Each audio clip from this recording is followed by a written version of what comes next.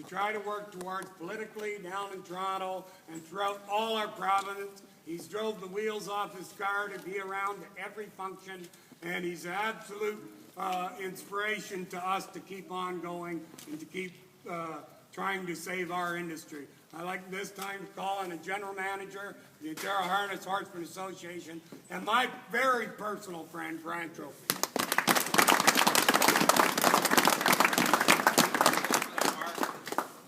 First off, I'd like to acknowledge the media that came out. We've had a wonderful relationship with the media over the years, and I appreciate you coming out. You've always been fair and balanced in the way that you reported on the industry through good or bad. Really like to acknowledge the work of the committee. I've helped out where I could through conference calls and attended a few meetings and stuff.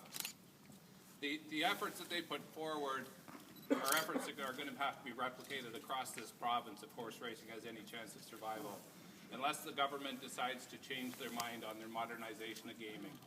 The transition panel has a model that they're prepared to work with, and we met with them as recently as Monday, and I can stand here before you and say that if there's no change in the government's direction on the modernization in Ontario, standardbred racing will cease to exist as we know it. It'll be movements like this that will have to be replicated across the province. Communities will have to get involved and take back ownership of this industry. And that's what's happening here. The communities come together, the communities come up with a business plan, and they're going to implement it, and they're going to save horse racing in southwest Ontario. It's going to be baby steps, and they're going to be difficult steps. They're going to have to rely on your friends and your neighbors and your municipal governments and your provincial governments to work with you. I'm going to be there. The Ontario Harness Horse Association will be there to support the committee in any way that we can. We're going forward on a daily basis, meeting with politicians, trying to get them to reverse their decision on the plan to eliminate the slots at racetrack program.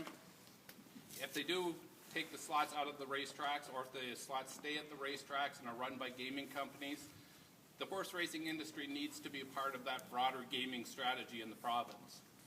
We were the only gaming available until the government started into Ontario so that they could fund the Montreal Olympics.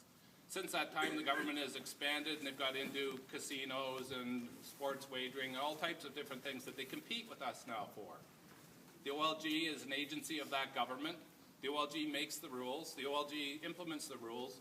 And the OLG decides what products the government can sell in competition with what the horsemen can offer.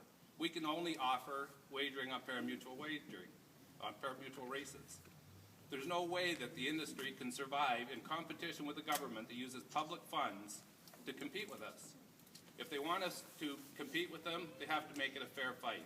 They have to allow the horse racing industry access to other forms of gaming to supplement the revenues that we get from pari-mutuel wagering. Unless that happens, the industry is going to continue to decline. It'll be just a portion of what it currently is. They talk about sustainability. There is no sustainability. Sustainability means staying where you are.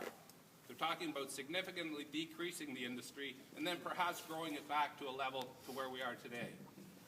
I just encourage everybody to contact your neighbors, your friends, let them know that the impact that this has on the rural Ontario, the people, excuse me, people that have invested tens of hundreds of thousands of dollars into this industry because there was a successful partnership with the government. It was always classified as a successful business partnership. It was an arrangement that was negotiated between the government and the horse racing industry that saw a portion of the revenues go to the racing industry because they brought them into our facilities in direct competition with us. Without any warning, any advance notice, they ended that revenue sharing agreement. Horse people continued to invest on the assumption that that program was going to continue. Senator Pupatello is running for the leader of the Liberal Party. She's been silent on this issue as of yet. We need to find out what Sandra thinks about horse racing, whether Sandra supports a viable horse racing industry in this province. The new Liberal leader is going to have an opportunity to right this wrong. And as somebody said earlier, it's never too late to fix a mistake. And we're hopeful that the new Liberal leader will do that. If that doesn't happen, as I said, it's going to require movements. It seems like that's a popular saying nowadays, but it's going to require movements like this across the province for the horse racing industry to continue. Thank you to the Leamington Fair Board. I appreciate your involvement. Thanks to everybody for coming out.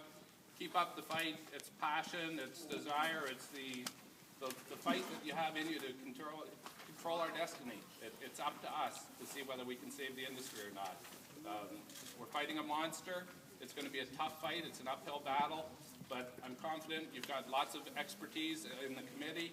I commend the committee for all your work and look forward to working with you going forward.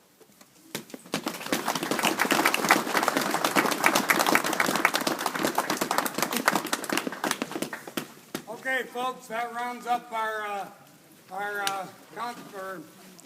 whatever we're doing here. I don't usually get tongue-tied, but I almost get choked up when